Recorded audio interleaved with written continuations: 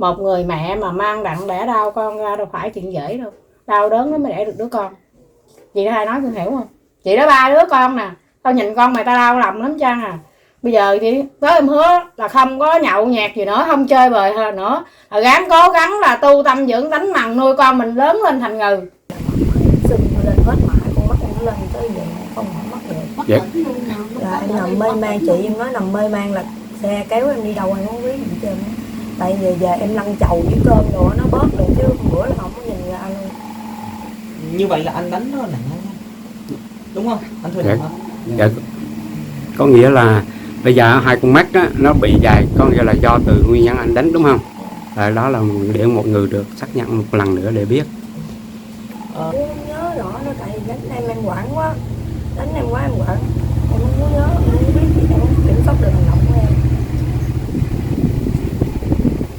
Như vậy là rút kết lại là lúc đầu thì anh không kiểm soát được, anh đánh chị Đúng. trên đầu, đánh ở phần này Vào đầu với cái mặt. khiến chị vẫn cứ tiếp tục mãi dù anh đánh chị, rồi dù khó khăn trong cái hôn nhân. Thương chồng thương con, nhiều lúc ảnh vậy chứ anh cũng thương em lắm. Cái hành động gì khiến cho chị vẫn tiếp nối cái mối tình này?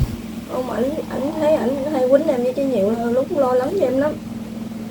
Em bệnh cũng quan tâm tới em. Trước giờ em nói chung em nhiều lỗi lầm lắm, nhưng mà lúc nào cũng bỏ qua. Nó chưa bao giờ trách cái gì chứ. Ở đâu có bỏ nhau được đâu. Cũng em đi làm gán lại lo làm cho gia đình nó vui vẻ hạnh phúc. Em không cầu mong chứ. Em đi làm mệt cái nào mệt vậy, vợ con nó vui nhau vui vẻ được rồi.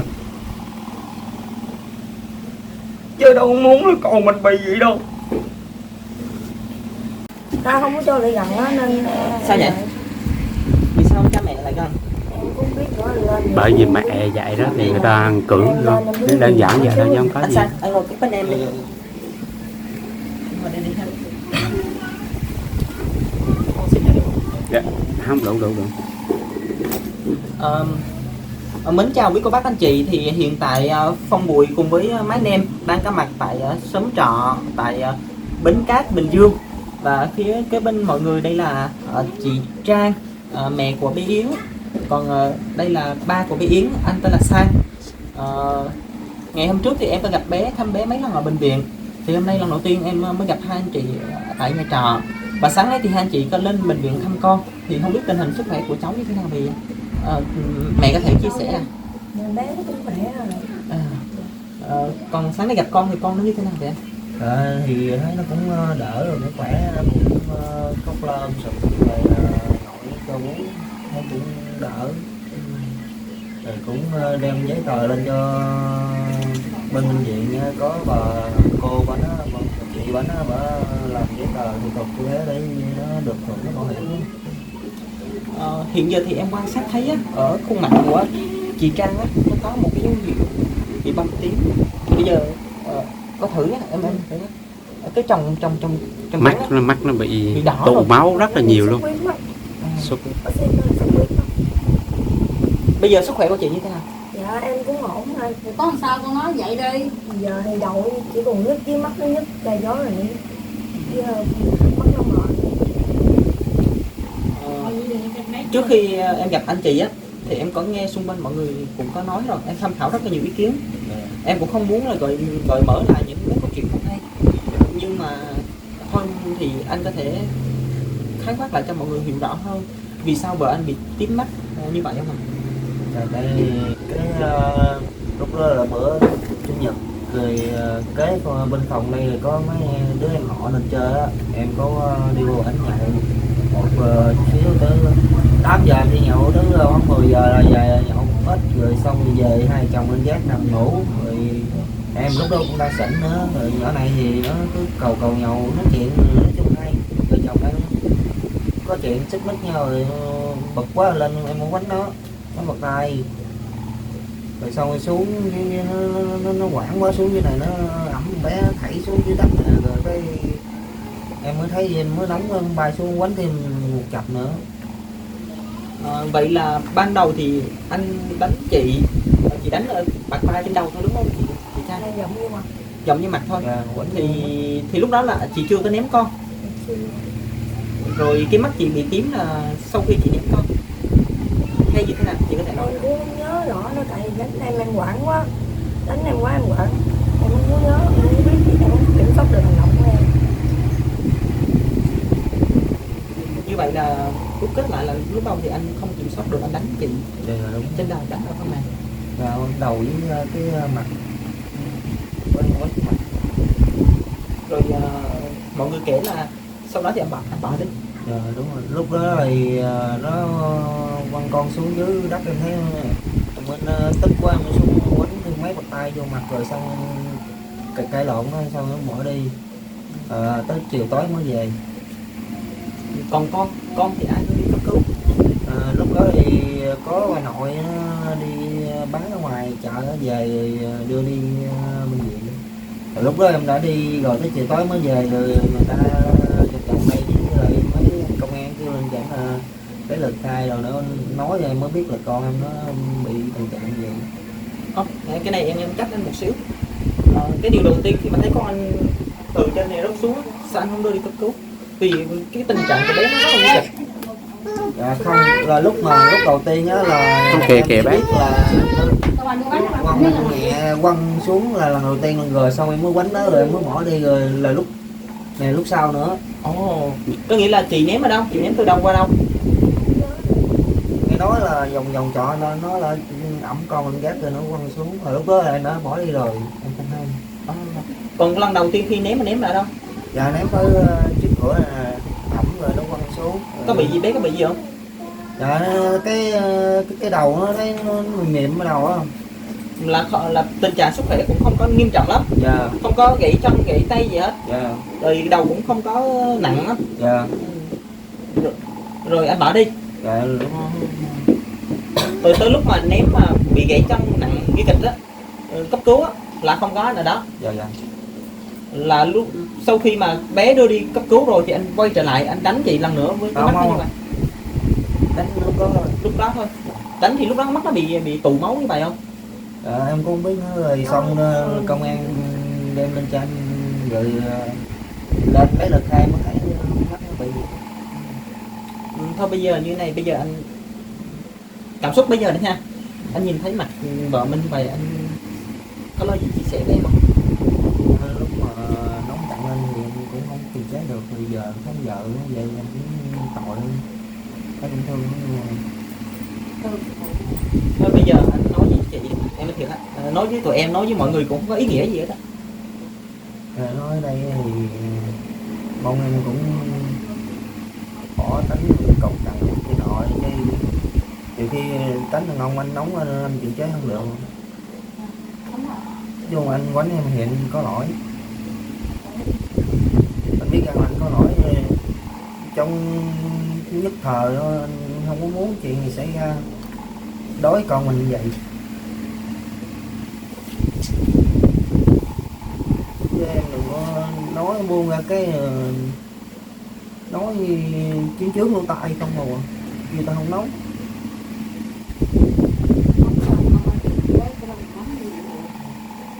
Thiệt ra thì lúc đó chị nhớ chị nói điều gì mà anh nóng như vậy không? Anh nhớ chị nói câu gì không? Lúc đó em cũng xỉn rồi, em cũng không nhớ. Lúc đó thì hai chồng cũng đang vui vẻ đang nằm coi điện thoại trên gác, nó đi ngủ rồi cái rồi quay qua nói chuyện cầu nhậu gì đó rồi mới nóng quánh mấy bàn tay, xong cái nó quảng quá nó xuống nó ôm con nó lên cái rồi nó thảy xuống gì em thấy nóng quá em mới bay xuống quánh thêm mấy cái nữa rồi cự lộn chửi nó cái em mới bỏ đi luôn. Em hồi giờ em chưa bao giờ tiếp xúc một người nào mà cái mắt nó bị tím mà tụ máu vào bên trong luôn. Đây là trường hợp mà đầu tiên thấy. Em thiệt ra em không dám nhìn mắt trực tiếp của chị luôn, nó đỏ nhiều rồi chứ mà lúc mà đưa em lên bệnh viện là chị em có chụp hình ảnh là sưng lên hết mà con mắt em nó lên tới giờ không mở mắt được. Dạ. Là em nằm mê man, chị em nói nằm mê man là xe kéo em đi đâu em không biết gì trơn. Tại vì giờ em lăn chầu với cơm rồi nó bớt rồi chứ bữa là không có nhìn ra luôn. Như vậy là anh đánh nó nặng hơn, đúng không? Anh thừa nhận không? Dạ. Có nghĩa là bây giờ hai con mắt đó, nó bị dài, có nghĩa là do từ nguyên nhân anh đánh đúng không? Đó là để mọi người được xác nhận một lần nữa để biết. Từ cái việc mà bé nó bị như vậy á, anh nghĩ là nguyên nhân từ đâu? bây giờ cái bi kịch gia đình mình nó sẽ xuất phát từ rất là nhiều cái nguyên nhân khác nhau. Thì theo quan điểm anh đi, nguyên nhân chính là từ đâu mà dẫn đến là vợ mình là có cái hành động mà với mọi người là không ai chấp nhận được? Đó cũng là cái lỗi do em. Thật sự thì cái đó gây ra cũng lỗi cho em. Em cũng muốn con em vậy đâu. Còn chị Trang, theo chị nghĩ là từ đâu?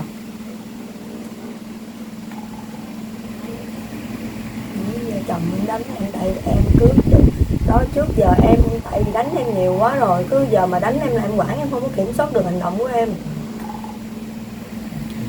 Anh nói một cái câu mà em đồng tình. Nãy giờ em chờ đợi từ sáng giờ, chờ được một câu nói của anh thôi. Lỗi từ anh, bản thân em cũng nghĩ là lỗi xuất phát từ anh. Vì em nghe mọi người kể, không phải một người mà phải ít nhất là 8 người sáng giờ em tiếp xúc, tất cả đều nói rằng là anh chị đến với nhau 6 năm rồi, thì chị cũng đã đón nhận rất là nhiều trận đòn từ anh, và nó kìm nén và hôm nay thì nó giống như tức nước vỡ bờ vậy. Và hôm nay anh thừa nhận điều đó. Nói chung lỗi là do em gây ra, nhưng mà phải cái nói nó không nghe, nhiều cái tức quá em mới quánh nó rồi. Anh Sang với lại chị Trang như thế này này, thực anh chị em nhà mình, bọn em đây cũng đều có gia đình, đều có con nhỏ. Và sau khi mà chúng em quay cái clip chia sẻ cái đoạn mà gọi là mẹ ném con 4 tháng tuổi từ trên gác trọ xuống sau khi cãi nhau với chồng, thì nhận được rất nhiều những cái ý kiến của khán giả, và thật sự là mọi người rất phẫn nộ trước cái hành động của chị Trang. Người mẹ nào lại nhẫn tâm mà ném con như vậy? Và chúng em có đọc được rất nhiều bình luận, và chúng em phải nghĩ rằng là cần gặp anh chị nữa và mọi người ở đây để rõ ràng hơn được, để mọi người hiểu hơn được cái hoàn cảnh, cái câu chuyện cuộc sống hôn nhân của anh chị. Cũng như là chúng em đến đây từ sáng và nghe được rất nhiều anh chị đến với nhau bây giờ có là 3 mặt con rồi. Và đến đây khi đến với nhau gặp rất nhiều những cái cấm cản của gia đình, và hôm nay thì nghe thì cũng nhận được cái điều của anh nói là một phần lỗi do anh. Thì em nghĩ rằng đàn ông trong gia đình mà mình phải có trách nhiệm lo cho vợ cho con. Uẩn ức nó đến dẫn người vợ như vậy, đặc biệt là chị vừa mới sinh xong nữa, thì cái điều mà chúng em mong ở đây đấy là anh chị làm sao đó mình hòa giải với nhau, mình tìm được cái tiếng nói chung và mình lo cho các con đó. Cái điều đấy là điều rất quan trọng. Bây giờ thì đã đến thì cũng may là cháu đã qua cơn nguy kịch rồi. Em nghĩ là cả chị và cả anh đều phải thay đổi, đều phải cố gắng. Người ta nói nha, đàn ông thì xây nhà, mà đàn bà thì xây tổ ấm. Nhưng mà chị Trang á là mới sinh bé, mới được có tháng mấy là phải đi làm để kiếm tiền. Thì cái điều đối với anh thì anh cảm giác người đàn ông trụ cột không có lo được trụ vững kinh tế, thì anh có suy nghĩ gì về việc đó? Ở đây thì em cũng đi làm để lo cho vợ cho con. Vợ thì nó cũng đi làm phụ tiếp em một phần nào thôi, chứ em không có kêu là con phải cố gắng đi làm thật là nhiều. Chỉ vấn đề đó. Rồi có mặt tụi em ở đây cũng như tất cả quý khán giả cũng xem cái kênh này, thì chị có lời gì muốn nói với chồng, hoặc là anh có lời gì muốn nói với chị không? Có những cái gì mà hai vợ chồng anh thấy rằng chị chưa ổn và chị thấy anh rằng cần phải thay đổi, thì có thể chia sẻ với anh em chúng em được nghe ở đây không?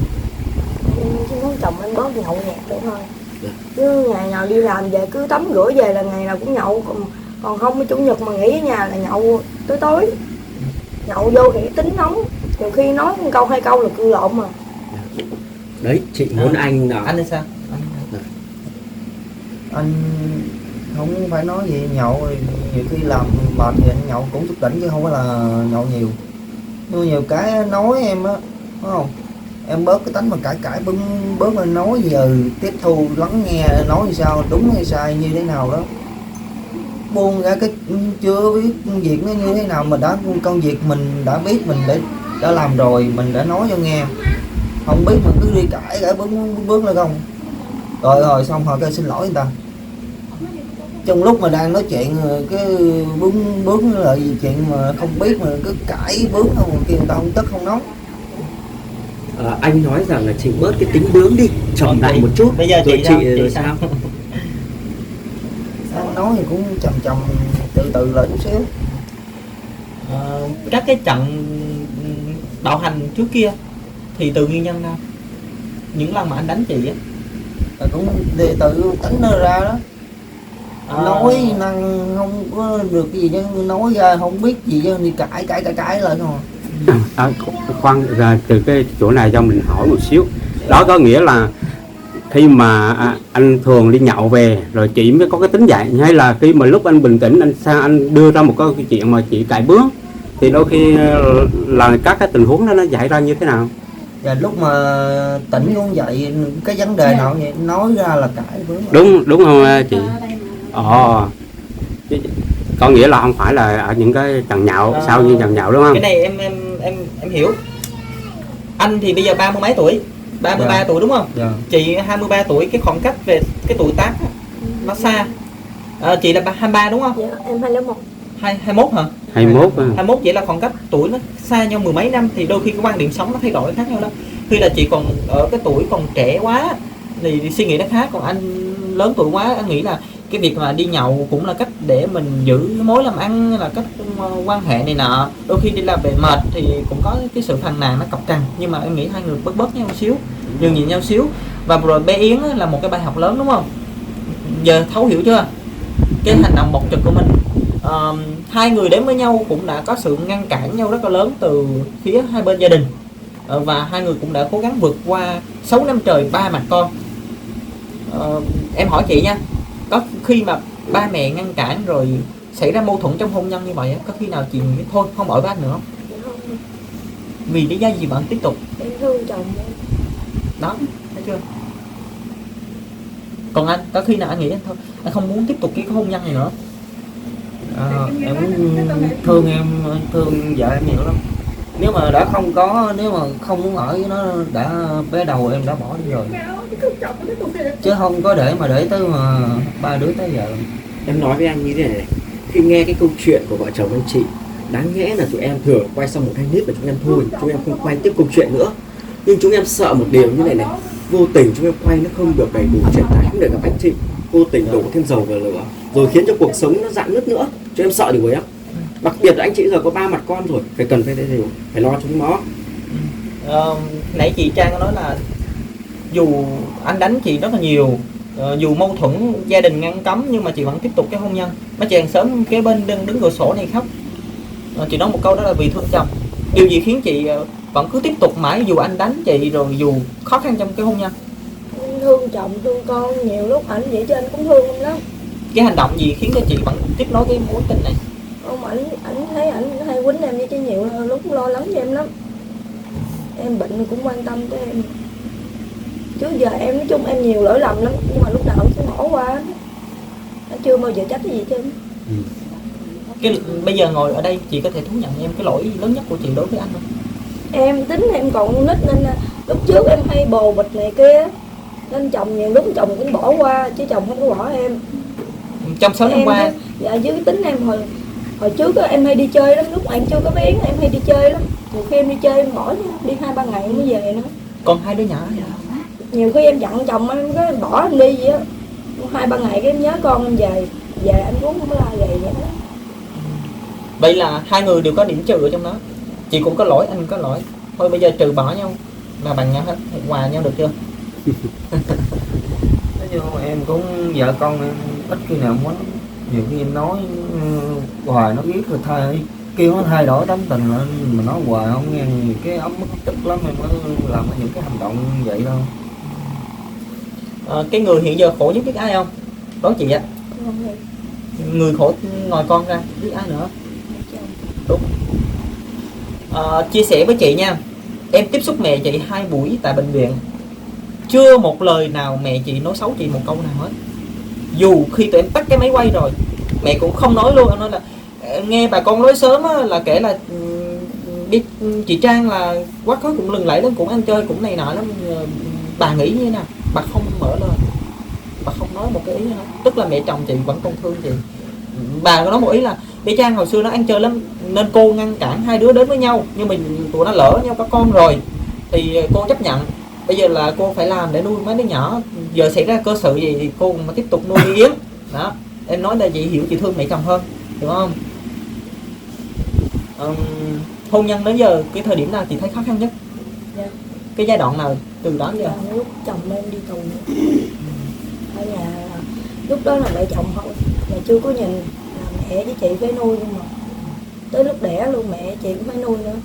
Vậy là anh đi tù từ khi nào? Nói từ hồi 2018 tới 2019 về. Này anh có thể chia sẻ được không? Có ngại không? Có ngại về quá khứ này không? Chuyện đó cũng không có gì gọi là ngại nữa. Đó là bài học của mình. Khi mà lúc đó mình còn ham chơi, xảy ra sự cố vậy thì cái đó em cũng, nhưng đó là do bản thân em thôi, làm thì không chịu, do mình ham chơi vui đua đòi nó chơi thì nó chịu không biết đâu. Anh đã vi phạm pháp luật để tội gì? Dạ. Lúc đó là em đi chơi với bạn bè rủ ghê đi chơi đập đá rồi á, rồi xong cái bị bắt. Và cái đấy là phải bỏ nhá, cái đấy em nghe rồi, cả hai vợ chồng phải bỏ nhá. Nhất định bây giờ có con này, làm sao đó phải làm cái gì nghĩ đến con. Vừa rồi thì khi mà chị ném con như vậy á, thì cơ quan điều tra có tạm giữ chị và kiểm tra nước tiểu của hai anh chị để xác định rằng có hành vi như vậy có sử dụng không? Của em không. Của chị không ạ. Và sau đó thì không có chất kích thích cho nên là thả chị đi ra. Và hôm giờ sáng giờ thì mấy ngày qua thì chị Trang đang chạy đi lo thủ tục giấy khai sinh cho bé Yến để có thể hỗ trợ các cái thủ tục cho bệnh viện. Thì điều này là trách nhiệm của người mẹ, cũng như là điều này xác định được rằng là chị không trong trạng thái là bị hoảng loạn tinh thần thôi, chứ không sử dụng chất kích thích. Nếu mà chị sử dụng một chút xíu là bây giờ chị bắt chị rồi. Chị có nghĩ rằng là cái việc chị ném con như vậy là chị sẽ phải đi tù không? Rồi đến điểm bây giờ chị còn nghĩ chuyện đó? Chắc chắn là chị vẫn tiếp tục làm việc với cơ quan điều tra. Chưa xác định được rõ được hành vi, cho nên là đây là chỉ một vấn đề tại ngoại thôi nha. Cố gắng làm sao để trục những cái lỗi lầm của mình. Sáng nay chị thăm con chị thấy sao? Thăm bé chị cảm xúc chị như thế nào khi nhìn thấy bé ở bệnh viện đó? Nó thấy mẹ nó biết không? Dạ tại em đứng sau lưng bà nội em dòm nó đang khóc nó bú, chứ không có được lại gần nó đứng nhìn nó. Vì sao không được lại gần? Tại vì cô kia nói bé là bị hại mà em bị cáo nên không có được lại gần. Nói chung ở trên viện đó, người ta cũng biết rồi, không có tiếp xúc nhiều. Em bỏ hết tất cả mọi tội lỗi với thiên chức của người mẹ đi. Thiên chức của người mẹ nhìn thấy đứa con mình như vậy thì Em thấy em xấu, em thấy có lỗi đó lắm. Con em đẻ ra mà. nếu như pháp luật Dạ. buộc tội chị, khi mà chị quan sát thấy là chị thấy có lỗi lắm đúng không? Nếu như pháp luật buộc tội chị phải đi tù thì chị chịu một cái mức án tù nào đó thì chị có thấy là nó có không? Vì sao chị lại nghĩ là không? Tại tội lỗi em gây ra với con em mà. Cái hậu quả mình làm thì mình phải chịu. Ngay thời điểm bây giờ thì cũng chẳng ai mong muốn là buộc tội chị nữa, vì muốn là chị nhìn vết thương trên mặt của chị là hiểu rồi. Rồi chưa kể là mong muốn là làm sao để cứu vớt được cái sinh mạng của bé. Trước mắt thì bé cái cơn nguy kịch đã qua rồi, chỉ còn mổ lại cái chân, sắt lại cái xương chân của bé thôi. Và điều bây giờ thì cũng ai cũng chắc chẳng trách gì quá khứ cũ nữa đâu. Mọi người cũng cố gắng làm sao vượt qua cái giai đoạn khó khăn hiện giờ. Nếu như bé trở về lại đây thì chị có tiếp tục nuôi bé không? Hay là có. Chị có làm cam kết là sắp tới thời gian tới, ví dụ tinh thần của chị không ổn chị sẽ này nọ không? Dạ không. Em cam kết mà. Tại nhiều khi là em bị đánh rồi nên em không kiểm soát được hành động của em thôi, chứ bình thường con em làm về em thương nó lắm. Em đi làm về là em mong tới giờ làm về em về ôm nó rồi chứ xa nó nhớ chịu không nổi. Hồi khi mà chưa xảy ra cớ sự này á, chị cũng từng có quá khứ đó là cặp bồ, rồi chị cũng Dạ, có lúc đó là nhiều khi hai chồng có thôi á anh, tại hai đứa cứ dặn là không bỏ, anh bỏ anh về nhà mẹ anh rồi á, mà hai đứa thì cứ tách ra vài bữa cũng gấp lại vậy á, chứ không có xa được. nhớ nhau. Dạ. Thấy không, nãy giờ anh đánh chị rồi chị cũng ức này nọ. Em nghĩ là cái sự căng thẳng trong đầu chị lên đỉnh điểm cho nên chị mới ném con, nhưng mà không khi nào đến bây giờ chị cũng nghĩ là không bao giờ bỏ. Chắc đó cái nợ đúng không? Dạ. em cũng không có bỏ vợ em nữa, là thấy cũng tội cũng thương lắm. Giờ cũng có 3-4 mặt con rồi mà đâu có bỏ nhau được đâu. Cũng em đi làm gán lại lo làm cho gia đình nó vui vẻ hạnh phúc, em không cầu mong chứ, em đi làm mệt cái nào mệt vậy, vợ con nó vui nhau vui vẻ được rồi,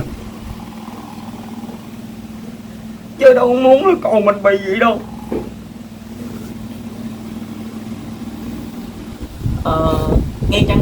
Ngay tại phòng trọ này, cái cửa ra vào của anh chị bây giờ nó bị lủng một lỗ rất là bự.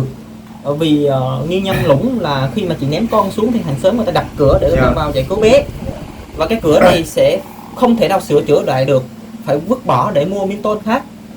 Và cái vết thương mà anh đánh chị á, nó sẽ vết thương nặng nhất là trong cái tinh thần tâm hồn của chị nè. Rồi cái vết thương mà con bé chị ném đi nó vẫn còn như vậy, mãi mãi không giờ sửa lại được. Thì bây giờ chỉ có cách là mình thay thế bằng những cái tình thương khác. Mấy ngày qua khi mà ngủ ở nhà không có con, không có mọi thứ thì cái giấc ngủ của anh như thế nào? Ngủ ít chứ được, ngủ lâu lâu giật mình rồi. Có bé lớn nó lên nó ngủ tối giật mình khóc la làng hoài, ngủ hôm em ngủ. Còn chị, cái đêm đầu tiên khi mà chị tỉnh táo lại á, chị thấy chị đang ở cơ quan công an á, thì cái đêm đó chị ngủ như thế nào? Em ngủ không được, em nhớ con, em lo cho con lắm. Em không biết tình trạng của nó làm sao, nhưng mà em không có hỏi được á, em lo lắm. Còn bữa về tại em ngủ ở đây với nó không, mà không có nó ngủ không quen. Còn mấy đứa lớn thì sao? Hai đứa lớn không giờ nó tâm sự hỏi mẹ ơi em đâu không? Có, nó hỏi bé Yến đâu rồi mẹ, nó bé Yến đi bệnh viện, nó kêu mẹ đem bé Yến gì nuôi đi. Cái rồi điện nói chuyện với em nó hoài. Nó có biết nguyên nhân tại sao? Không. Rồi chị có nói là tại sao bé Yến đi bệnh viện không? Không, em không có nói. Em nghĩ rằng chắc chắn lớn này nó sẽ hiểu, nhưng mà hiểu thì nó cũng biết là nguyên nhân từ đâu rồi nha. Nó chỉ thấy mặt em bị bầm em về bị bầm thôi, ba quýnh mẹ nữa hả? Đứa nào cũng hỏi luôn, tại vì nó chứng kiến ngoài nên giờ nó cũng quen rồi, cứ thấy mặt lại em bầm là nó cứ hỏi sao quýnh mẹ hả?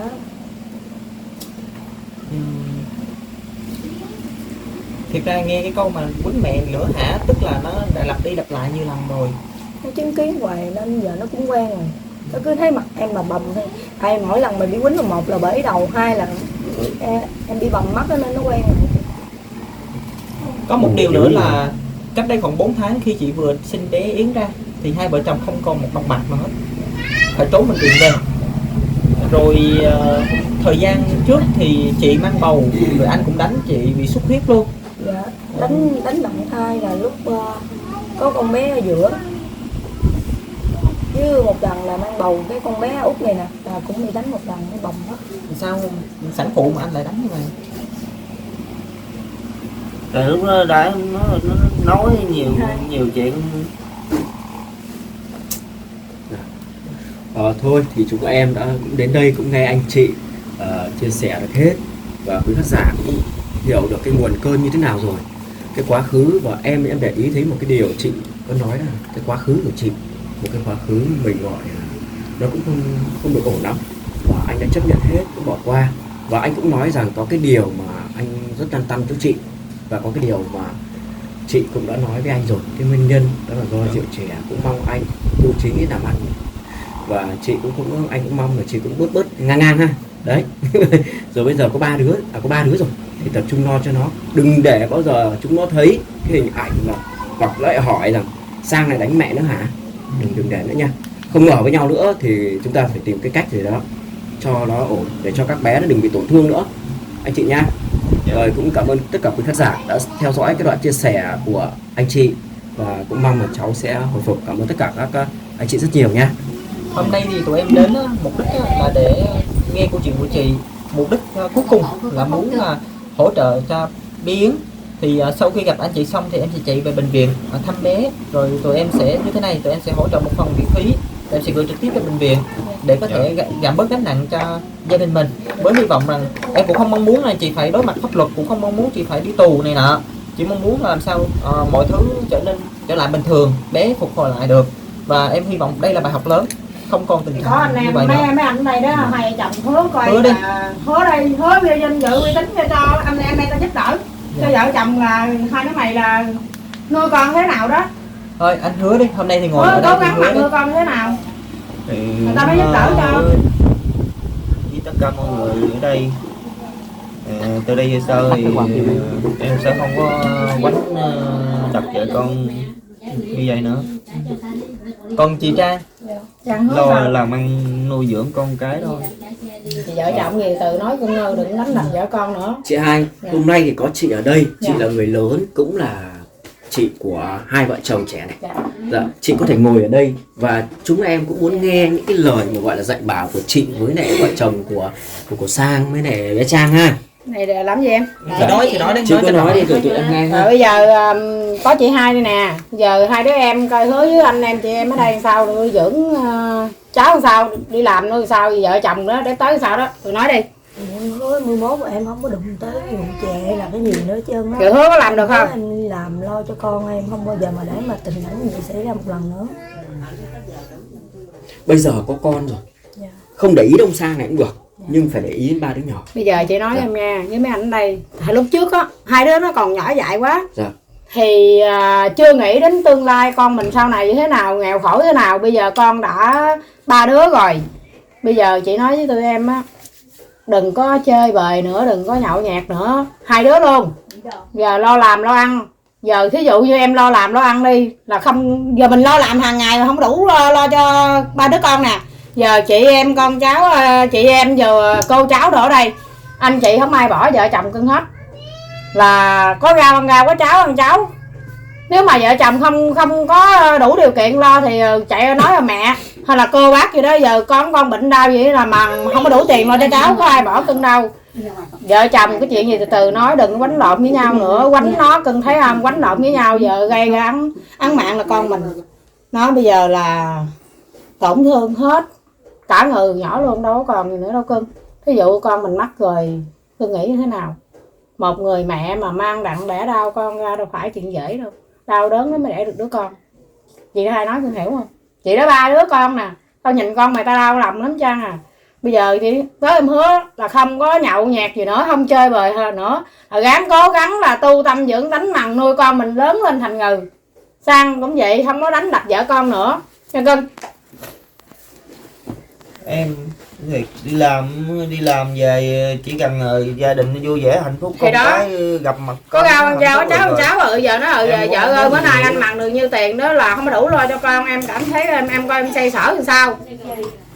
Rồi vợ chồng từ từ bàn tính với nhau, không phải mỗi lần không có tiền mà gây lộn, mà để đánh lộn với nhau.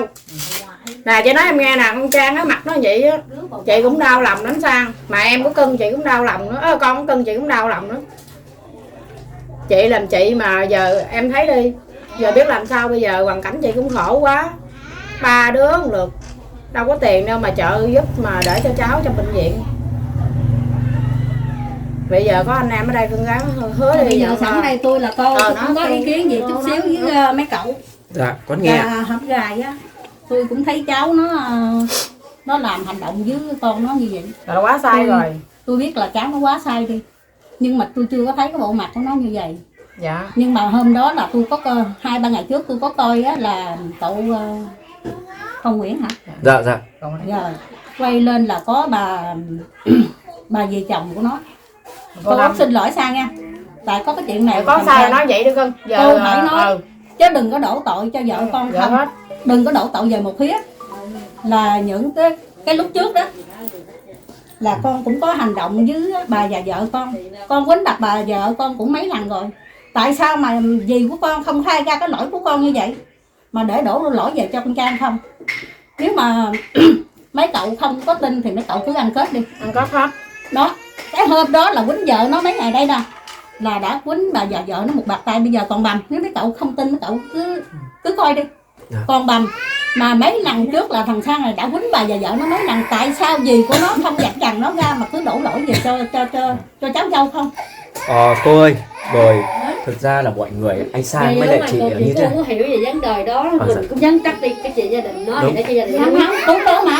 Cháu tôi không thì phải để tôi nói cái nào cũng giống như của nó hết trơn á.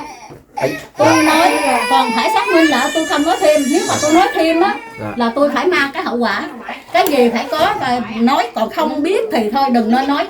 Chị đừng nên nói À, cứ đúng nói rồi. rồi giờ qua cho qua đi. Rồi chị muốn nói dạ. kết thúc thì con cắt lời đây chút nha. Dạ. Qua. Bởi vì như thế này, anh Sang với lại chị Trang, mọi người đều thương đều xót thì có cái lời này lời kia, nhưng mà đều vì thương đứa bé, thương con của anh chị và thương vợ chồng, muốn cuộc sống của vợ chồng thay đổi, thì cái đấy mình vui vẻ, mình cùng nhau nhìn ra cái lỗi của mình cùng thay đổi, cùng sửa đổi anh nha. Lúc vừa nói cũng chưa hết, cái ý là cái chỗ mà mẹ vợ ấy, mình không làm thế nữa anh nhé. Vợ chồng thì mình có cái gì mình thay đổi. Dạ nha. Rồi chỗ này đấy cũng có gửi một lời gì đó xin lỗi với mẹ nha, chứ em thấy thật sự cũng không ổn lắm, mình không thế nữa nha. chị ơi, con chó tuổi ngoài đường mình đuổi nó hoài cũng phải nó cắn lại mà Đây, cô cái nói với cũng con chọn là là gì gì là con sao? sáng thôi. Trong lúc mà con đã đi tù tội đó ở nhà thì bà già vợ con cũng còn mạnh giỏi, bà già vợ con á phải đi bằng mướn bằng thuê để tiếp vô đồng phụ nuôi con của con, mà tại sao mà cái đó mà con không nhớ ơn, mà tới lúc con đi về rồi bà già vợ con bây giờ đau lắm, bệnh hoạn, bị tiểu đường rồi lớp nào bệnh hoạn tùm lum kêu, bây giờ đi mặn đâu có nổi. Cô nói rồi con suy nghĩ coi đúng không, hay là cô có nói thêm đến quan không, mà tại sao bây giờ á là con đã có hành động với bà già vợ con như vậy, con có lỗi không? Con nói là cái đó là lỗi do con. Lúc mà con đang nóng giận, con đã có rượu, con biết là con có lỗi, nhưng mà nó phải nói mẹ con vẫn thương chứ không thương, nhưng mà lúc đang nóng giận với cự lộn vợ con rồi với bài lên mà nói này nói kia, bảo bệnh hoạn thì đâu ai đâu lo, thì hai chồng con cũng lo gì. Thì cô biết ở với con thì phải như vậy, rồi lúc mẹ mạnh giỏi Con thì mẹ lo con cho đâu nói tiếng nào đâu. Thôi, Bệnh hoạn và mẹ con lo cha hết. mẹ bên nào cũng vậy, là trời là biển con biết rồi, nãy con gặp bà ngoại rồi, bà ngoại ngồi góc đây nè. Thiệt ra bà ngoại nói là bà ngoại cũng là một gánh nặng kinh tế trong gia đình, vì bà đang bệnh, cũng nên là những cái trận đòn, những trận đánh như vậy á, thì bà cũng nói là thôi cũng coi như là em nó cũng áp lực kinh tế này nọ. Đúng rồi đó, thì đôi khi luôn bênh con rể đó, luôn bênh con rể, vì biết rằng là anh cũng đánh nên là có vết thương này, nhưng mà thôi cái chuyện đó do mình không làm ra tiền, cho nên cũng thông cảm với chuyện đó đi.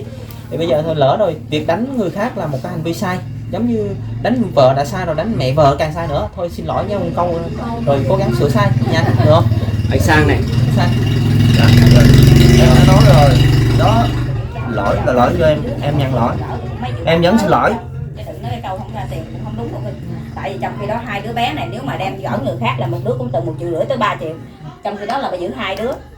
Nhưng mà nói chung nói cái chuyện gì qua thì mình bỏ, mình không nói nữa, nhưng mà từ đây tới cưng đừng có quánh bà già vợ nữa. Vậy Cái đó là không con đánh nữa Trang không? luôn, cả con Trang luôn, chứ không phải nó riêng là Đúng rồi đó, cả chị Trang đó. Em nói rồi, đó là lỗi do em không? Em xin lỗi. Vậy Em là nhận lỗi với em. bây giờ sửa sai đi. Dạ, em hứa là từ đây về sau á, Dạ. gia đình á, em chỉ muốn gia đình im ấm hạnh phúc thôi, không muốn mà gây gỗ hay là làm sùm lên hết trơn á. Tụi em đến trò chuyện với bà từ sáng thì lúc nào trong bà cũng day dứt một điều, bà nghĩ rằng đó một phần là do bệnh tật gánh nặng của các con, Dạ, bà nghĩ thương các thôi. con thôi, chứ công nào của bố mẹ, mà công nào của bố mẹ chăm sóc này kia đủ các kiểu, chứ các bà các mẹ có bao giờ kể đâu. Rồi Đây em á. biết mình ức chế này kia, rồi thế này thế kia, một vài lời nói trong quá trình mà bức xúc á thì nó khiến cho cái ngọn lửa bùng lên, nhưng mà mình cố gắng làm sao nha. Em nói mẹ nào cũng vẫn là mẹ, em cũng vẫn thương, em cũng vẫn lo, em không suy nghĩ, em không nói cho vợ nói lâu lâu về làm có lương về vợ nói mẹ có thèm nó mua ăn uống thuốc men em vẫn lo, chứ em không lo đâu. Mẹ nào cũng là mẹ, em cũng vẫn thương đều như nhau chứ. Thôi nói vậy cũng mừng rồi. Thôi dành thời gian để chăm lo cho cái Yến. Tụi em cũng cố gắng làm sao lên Sài Gòn để phụ cho được cái khoản tài chính cho bé nha. Em sẽ sớm liên lạc anh chị trở lại. Cho anh nói một câu nữa, nói chung là cái câu này cuối cùng là để dành cho hai vợ chồng thôi. Từ nãy giờ Trang nó cũng chia sẻ, rồi em cũng chia sẻ rồi, anh cũng nghe hết rồi câu chuyện. Nói chung là đèn nhà ai nấy rạng, mà có nghĩa là ai cũng có chuyện cả, chứ không có vấn đề gì. Nhưng mà bé Trang á thì thì cái việc mà bé Trang khẳng định là vẫn còn yêu em, vẫn còn thương em và không thể dứt em được, mặc dù là sau những trận đòn cũng như vậy. Nhưng điều đó có nghĩa là cho tới bây giờ vẫn còn tình cảm rất là nhiều. Thứ hai nữa là em nói em vẫn lo cho vợ, cho nên là anh nói là vậy này, ngay từ đầu em đã chấp nhận, có nghĩa là hai người đã chấp nhận nhau. Thì anh nói là nhân bất thập toàn, có nghĩa là con người không ai mà vạn toàn cả, nhưng sẽ có cái điểm mạnh và có điểm yếu, có cái khuyết điểm và có cái ưu điểm, hiểu không? Thì đã chấp nhận nhau thì nên bỏ qua. Trong cái cuộc sống mà phải bỏ qua vì cơm áo gạo tiền, vì tùm lum ấy, nhiều lúc nóng lên thì cũng bỏ qua. Cho nên là thôi bây giờ không có ai kết tội ai nữa, mọi việc nó đã xảy ra rồi, đã lỡ xảy ra rồi.